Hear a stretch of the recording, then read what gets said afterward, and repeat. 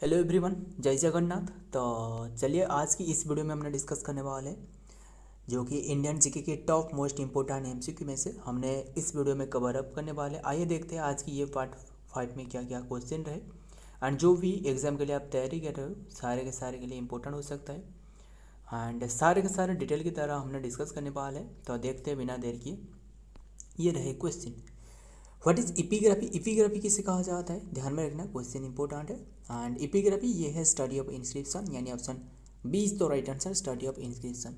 ध्यान में रखना, यानी जो शिलालेख रहे, यानी जो स्टोन रहे, इसके बाद में जो इपिग्राफी रहे, इसे इंस्क्रिप्शन रहे, इसे स्टडी करना उसे कहा जाता है इपिग्राफी। ध्यान में रखिएगा। आइए देखते हैं, ध्यान में रखना इसे क्या कहा जाता है, ये इपिग्राफी। ध्यान में रखना। आइए देखते हैं डिटेल में क्या दी गई है। Epigraphy is the study of the inscription और the writing on the durable material like the stone metal and clay. It is key tool in the archaeology and history. ध्यान में रखना। एंड राइटिंग स्टाइल जो रहे, इसे जो study करी जाती है ना, राइटिंग स्टाइल कैसे रहे, abbreviation and dating method and graphemes and cultural contest. ध्यान में रखना। How writing style is changes over time के चेंजेस से, जो कि कैसे जो लिखने की जो तरीका है कैसे बदलते गए।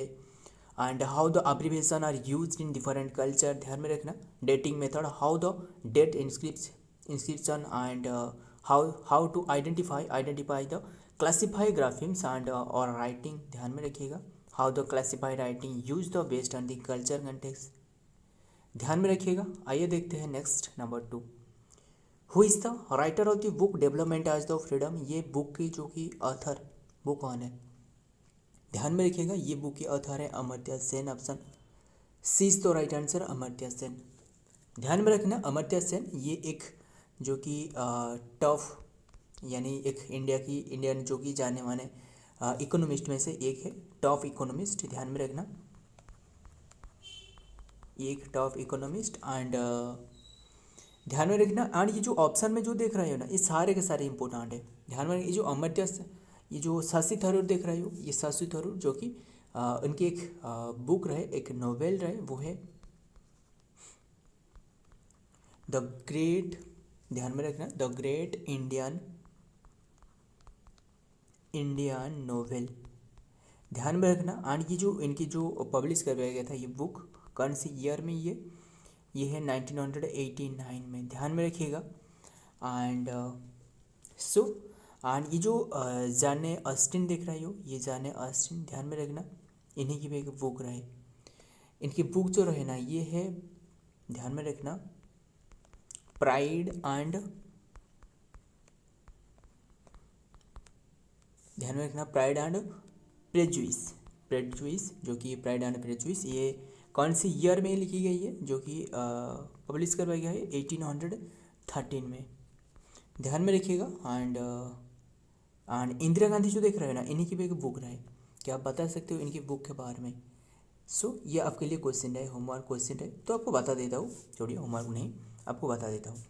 ये जो इंदिरा गांधी ना, इनकी जो बुक है ये है एटर्नल इंडिया। ध्यान में रखना, इन्हीं की एक बुक है एटर्नल इंडिया। एंड ये जो पब्लिश करवाया गया है ना, कौन सी ईयर में ये पब्लिश करवाया है, 1978 में। ध्यान में रखिएगा। सो सारे के सारे हमने डिस्कस कर ली, और भी काफ़ी सारे बुक रहे, तो देखते हैं डिटेल में क्या दी गई है एंड इसके बाद डिस्कस करते हैं। सो ये बुक जो कि development freedom is the 1999 books and about the international development by the Indian economist and the philosopher Amartya Sen. ध्यान में रखना, ये जो बुक देख रहा है काफ़ी इंपॉर्टेंट है, ध्यान में रखना। एंड सरोजिनी नायडू से और भी एक याद आ रहा है, जो कि उनके जो फादर रहे, जो जवाहरलाल नेहरू रहे ना, जवाहरलाल नेहरू की एक बुक रहे। क्या आप बता सकते हो ये जो उनके बुक रहे, ये है डिस्कवरी ऑफ इंडिया। ध्यान में रखना, डिस्कवरी ऑफ इंडिया, ये इन्हीं की बुक है। एंड ये तो जवाहरलाल नेहरू है। एंड अब ध्यान में, ऑन हैप्पी इंडिया पूछे तो ऑन हैप्पी इंडिया जो कि लाल लाजपत राय, जो कि लाला लाजपत राय, इन्हीं की एक बुक रहे जो कि अनहैप्पी इंडिया। ध्यान में रखना, कौन सी बुक?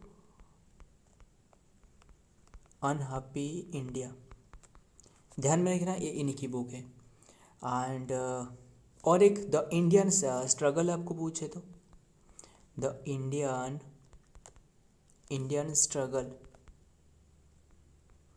ध्यान में रखना, इंडियन स्ट्रगल ये आपको पूछे तो ये सुभाष चंद्र बोस की है।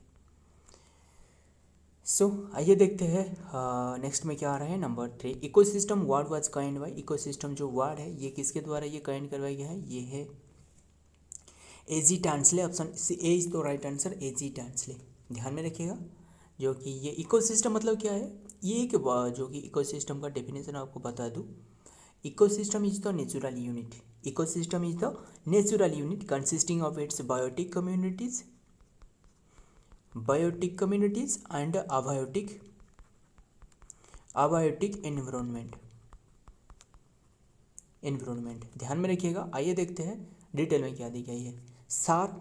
सार Arthur George Tansley coined the term ecosystem. ध्यान में रखना, इन 1935 में, 1935 में, ये 1935 ध्यान में रखना इस डेट में, जो इंडियन एक्ट जो रहे, काफ़ी सारी जो कॉन्स्टिट्यूशन में जो एक्ट रहे, इसी के एक्ट के तहत जो कि रहे, इंडियन एक्ट 1935 में रहे।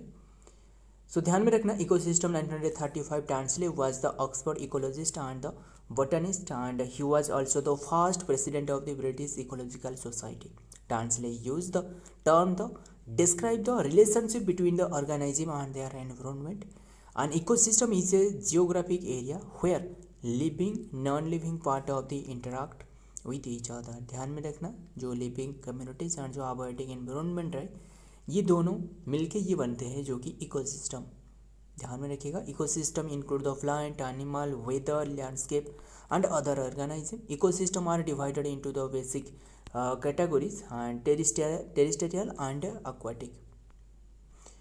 ध्यान में रखिएगा, इंपॉर्टेंट क्वेश्चन है। आइए देखते हैं नंबर 4 पर क्या आ रहा है। What is the formula of a table salt? ये आपको तो पता है, ये NaCl, यानी option C is the right answer, ये NaCl। बट ये ऑप्शन में बता सकते हो, ये है हाइड्रोक्लोरिक एसिड।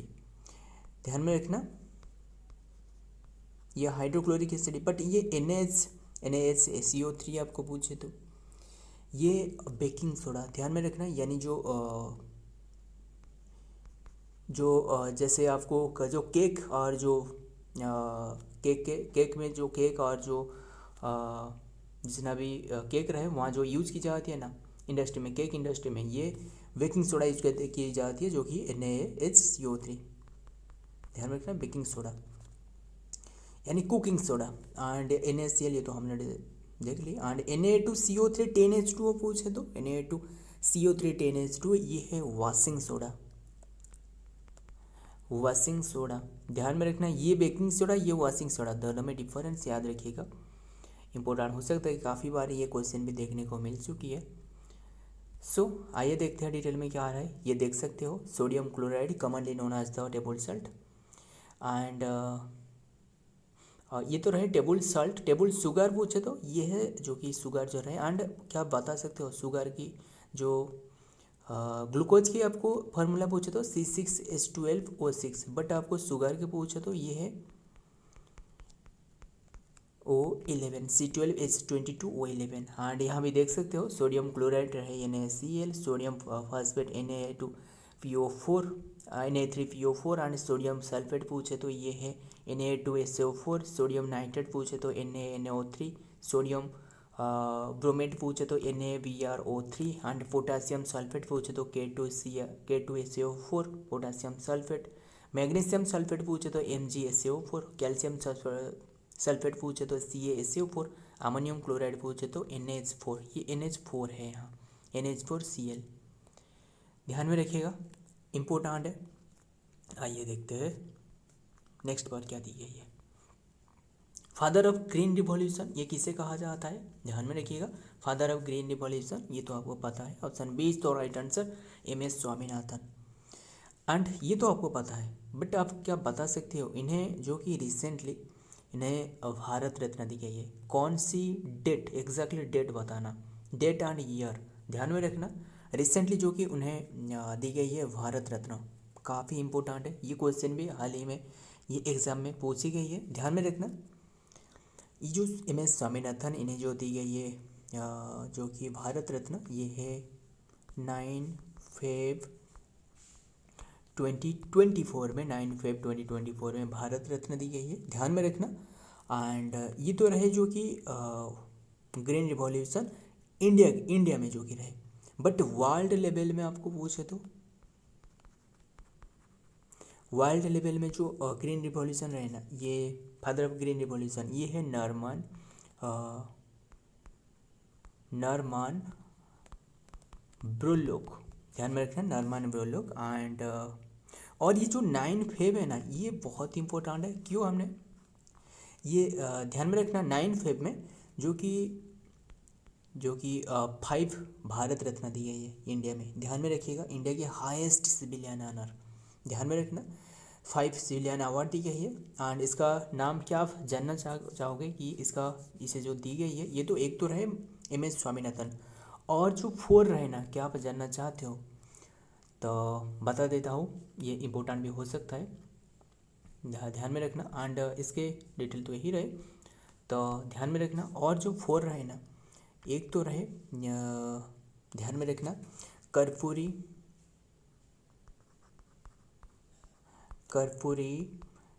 ठाकुर, और जो सेकंड पर रहे LK आडवाणी, ध्यान में रखना LK आडवाणी। एंड ये तो सेकंड पर रहे। तीसरी पर जो रहे वो है ध्यान में रखना PV नरसिम्हा राव। एंड जो 4 पर रहे ये PV नरसिम्हा राव। एंड और एक रहे यस जो कि चरण सिंह, ये रहे 4। एंड और ये रहे एक 5, ध्यान में रखना। ये दी गई है जो कि भारत रत्न कौन से डेट में दी गई है, 2 फेब 2 फेब कैसे 2 फेब नहीं, जो कि 9 फेब 2024 में, ध्यान में रखना। आइए देखते हैं डिटेल में क्या दी गई। M S Swaminathan popularly known as the father of the Indian green revolution, and ये Indian green revolution, but world level में पूछे तो वो है Norman Borlaug. Saving the millions of the people from the starvation through the landmark, ध्यान में रखना। And work on the enhancing the productivity and the producing the wheat and the rice crop during the 1966 60 to 70, ध्यान में रखना। Question important है, आइए देखते हैं नेक्स्ट में क्या रहा है। Number 6, who is known as the father of white revolution, किसे फादर ऑफ व्हाइट रिवॉल्यूशन नाम से जाना जाता है। ये है फादर ऑफ व्हाइट रिवॉल्यूशन पूछे तो ये है ध्यान में रखना भार्गेस कुरियन, यस, ये option D is the right answer, Verghese Kurien. इसे फादर ऑफ व्हाइट रिवॉल्यूशन यानी जो दुग्ध रहे ना, यानी जो मिल्क रहे, ध्यान में रखना। इसके एक रिवॉल्यूशन, इसे व्हाइट रिवॉल्यूशन नाम से जाना जाता है, ये भी ध्यान में रखना। एंड बात करें ये तो व्हाइट रिवॉल्यूशन, बट क्या आप बता सकते हो एक पर्टिकुलरली जो व्हीट के एक रिवॉल्यूशन करवाया गया था, व्हीट के रिवॉल्यूशन ये किसके द्वारा करवाया गया था, ये है दिलबाग सिंह, ध्यान में रखना दिलबाग सिंह। तो देखते हैं क्या रहा है नेक्स्ट डिटेल में। Doctor Verghese Kurien known as the father of the white revolution and in India was a social entrepreneur and whose billion liter idea operation food and flood, operation flood, ध्यान में रखना इसे ऑपरेशन फ्लड कहा जाता है, made the dairy farming and India largest self sustaining industry and the largest rural employment sector providing the third of all the rural income. ध्यान में रखना ये एक जो मिल्क रहे, मिल्क में तो इंडिया भी बहुत ही डेवलप भी की है, ध्यान में रखना काफ़ी सारे मिल्क भी प्रोड्यूस की जा रहा है। एंड ये बताना जो मिल्क के प्रोडक्शन में इंडिया का रैंक क्या रहा है, ध्यान में रखना ये आपके लिए क्वेश्चन है। और ऐसे आपको बताना है जो एग रहे ना, ये एग प्रोडक्शन में इंडिया का रैंक क्या रहा है, ध्यान में रखना कौन सी स्टेट इंडिया में टॉप पर रहे, ध्यान में रखना ये आंध्र प्रदेश टॉप पर रहे। एंड ये क्वेश्चन आपको बताना कि जो मिल्क प्रोडक्शन में इंडिया का रैंक क्या है।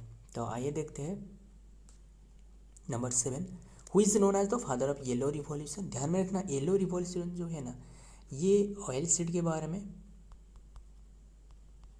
ऑयल सीड एंड ये ऐसे ऑयल सीड जो कि 9 ऑयल सीड रहे, इसके बारे में स्टडी करना, उसे कहा जाता है येलो रिवॉल्यूशन। ध्यान में रखना फादर ऑफ येलो रिवॉल्यूशन पूछे तो ये है Sam Pitroda, option B is the right answer, Sam Pitroda. Yellow revolution में जो 9 जो सीड रहे ना, एक एक करके आपको बताता हूँ, ध्यान में रखिएगा, नोट करना। एक तो रहे ग्राउंड नट, एक रहे ग्राउंड नट, एंड दूसरा जो रहे वो है मस्टर्ड, ध्यान में रखना। एंड तीसरा जो रहे ये है सोयाबीन, ध्यान में रखना सोयाबीन। एंड जो चौथा रहे ये है सनफ्लावर, सनफ्लावर। एंड ये 4 एंड 5 जो रहे ये है सीसम, ध्यान में रखना 5 6। इसके बाद जो 6 पर है ये है सनफ्लावर, ध्यान में रखना 6। इसके बाद जो 7 पर है ये है नाइजर, ध्यान में रखना 7। एंड 8 पर आपको पूछे तो ये है जो कि लिंसेड, ध्यान में रखना लिंसेड। एंड ये तो 8 हो गया, और एक रहे ये तो 8, और जो एक रहे ना, ध्यान में रखना ये मुझे अभी याद नहीं आ रहा है, बट यही याद रखना ये 8 में रहे। और इस और एक जो रहे ये है कैस्टर ऑयल, कैस्टर ऑयल, इसे जो कि इसके रिवॉल्यूशन को क्या कहा जाता है, येलो रिवॉल्यूशन। ध्यान में रखिएगा ये 9 के 9 आपको बता दी, नोट करिएगा। तो ये जो फादर रहे ये है सैम पिट्रोडा। आइए देखते हैं इनके बारे में क्या दी गई है। Sam Pitroda is known as the, and ये जो सैम पिट्रोडा है ना, इन्हें भी सैम पिट्रोडा जो कि टेली कम्युनिकेशन की फादर भी कहा जाता है। कौन सी, telecommunication. Is known as the father of the yellow revolution in the India. Yellow revolution target the 9 oil seed that is the groundnut, ये भी यहाँ रहे देख सकते हो, groundnut, mustard, soybean, sunflower and sesame, sunflower, niger and linseed and castor oil, यानी castor जो रहे। ध्यान में रखना सारे के सारे। आइए देखते हैं नेक्स्ट में क्या आ रहा है। फादर ऑफ टेली कम्युनिकेशन अभी हमने डिस्कस की, ये वही Sam Pitroda, option C is the right answer, Sam Pitroda. ध्यान में रखिएगा। आइए देखते हैं an Indian entrepreneur, telecommunication engineer and policy maker. He around 100 technology patent worldwide and has served as the advisor to the Prime Minister of India, Prime Minister of India जो राजीव गांधी के, ध्यान में रखना, and doctor Manmohan Singh, and has served as the chairman of the National Knowledge Commission. ध्यान में रखना Sam Pitroda is known as the father of the Indian telecom and revolution. Atal Bihari Vajpayee and ये ध्यान में रखना अटल बिहारी वाजपेयी को क्या कहा जाता है, is known as the father of the modern telecommunication in India. ध्यान में रखिएगा। एंड आइए देखते हैं number 9, which game is known as the, sorry game कैसे होगा, गेम नहीं है, व्हिच केव, ध्यान में रखना ये गेम नहीं होगा, गेम कैसे होगा, ये जो कि व्हिच केव, ध्यान में रखना ये गेम नहीं।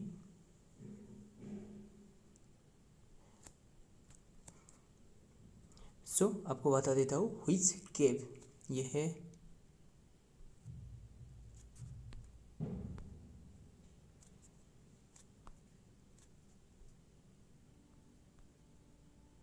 ध्यान में रखना व्हिच केव, ये कौन सी केव को कहा जाता है, जो कि ट्विंस केव।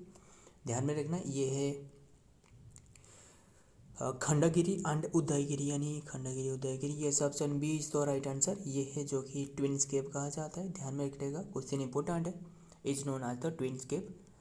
एंड ये जो केव है ना, ये कौन सी धर्म से ये जुड़े रहे, ये जैनिज्म से। जैनिज्म बता दूँ, ये जैनिज्म की 2 कैटेगरी है, एक तो रहे महायान एंड हीनयान। ध्यान में रखना एक रहे जो कि जैनिज्म जो कि दिगंबर, और एक रहे श्वेतांबर, ध्यान में रखना, दिगंबर और एक रहे श्वेतांबर, ध्यान में रखना, जो कि इनके पास श्वेतांबर के पास जो कि क्लॉथ रहे एंड इनके पास कोई भी क्लॉथ नहीं है, ध्यान में रखना। एंड और ये जो श्वेतांबर है ना, इनकी जो गुरु थे जो कि इन्हें जो लीड कर रहे थे वो है स्थूलभद्र। एंड अभी बताना ये दिगंबर इसे जो लीड कर रहे थे, कौन लीड कर रहे थे, ध्यान में रखिएगा। ये तो अलग बात है। ये जैनिज्म जो चंद्रगुप्त मौर्य रहे, ये भी जैनिज्म से रिलेटेड रहे। एंड इनके जो सन रहे यानी जो अशोका रहे, ये जैनिज्म नहीं, ये बुद्धिज्म है, ध्यान में रखिएगा। एंड और एक बता दूँ, ये तो रहे जो कि ट्विन स्केप। इसी तरह और एक जो कि रहे डायमंड ट्रायंगल कहा जाता है, क्या आप बता सकते हो डायमंड ट्रायंगल? एंड देखते हैं इसके डिटेल में क्या आ रहा है, इसके बाद डायमंड ट्रायंगल के बारे में हम डिस्कस करते हैं। ध्यान में रखना, Udayagiri and Khandagiri cave is in Odisha are known as the twins cave and this cave are the located on the adjacent hill Udayagiri and the Khandagiri near Bhubaneswar. The cave are the significant example of the Jainism Odisha and story history. ध्यान में रखना, they are consider one of the oldest and most notable Siddhakshetra of the Digambar Jain community, जो दिगंबर है। The cave are the top tourist and attraction in Bhubaneswar. The cave is built by the ये around ये build करवाया गया था 1 and 2nd century BC by the Kalinga Kharavela. And Kharavela जो कि जो डायनेस्टी रहे ना, महामेघ डायनेस्टी, यानी इनकी दादाजी, ध्यान में रखना, महामेघ इनकी दादाजी की नाम है, ये भी ध्यान में रखना। The cave were originally residential block of the Jaini monk. And मैंने आपको बताया था जो डायमंड ट्रायंगल रहे, डायमंड ट्रायंगल, ये आप बता सकते हो डायमंड ट्रायंगल, ये 3 प्लेस रहे, ध्यान में रखिएगा, नोट करिएगा। एक तो रहे जो कि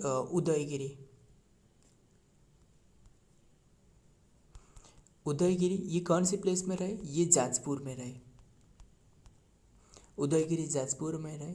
और सेकंड जो रहे ये है जो कि ललितगिरी कौन सी प्लेस में रहे, ये कटक में रहे, यानी ओडिशा में, कटक में। एंड ये भी जाजपुर भी तो ओडिशा में रहे। एंड ललितगिरी और एक रहे रत्नगिरी, ध्यान में रखना। और जो तीसरे पर रहे ये है रत्नगिरी, ये कौन सी प्लेस में रहे रत्नगिरी, ये भी जाजपुर में रहे, ध्यान में रखना, ये भी जाजपुर में रहे। जो भी बताया जा रहा है ना, जो भी एक्स्ट्रा फैक्ट वो भी याद रखिएगा, काफ़ी इंपॉर्टेंट हो सकता है।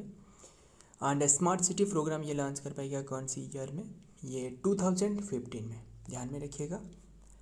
सो ये रहे आज की इम्पोर्टेंट। एंड देखते हैं इसके डिटेल में क्या रहे। The ministry of the housing and urban affairs government of India has launch the smart city mission on the 25 जून 2015 में, ध्यान में रखना, 25 जून 2015 में ये स्मार्ट सिटी प्रोग्राम ये जो कि लाया गया था, ध्यान में रखना। सो फ्रेंड, ये आज की रहा इंपॉर्टेंट MCQ। अगर वीडियो पसंद आया तो वीडियो को लाइक करना एंड दोस्त याद शेयर करना भी मत भूलिएगा। मिलता हूँ और एक वीडियो में और एक इम्पोर्टेंट MCQ के साथ, तब तक के लिए जय हिंद, जय जगन्नाथ।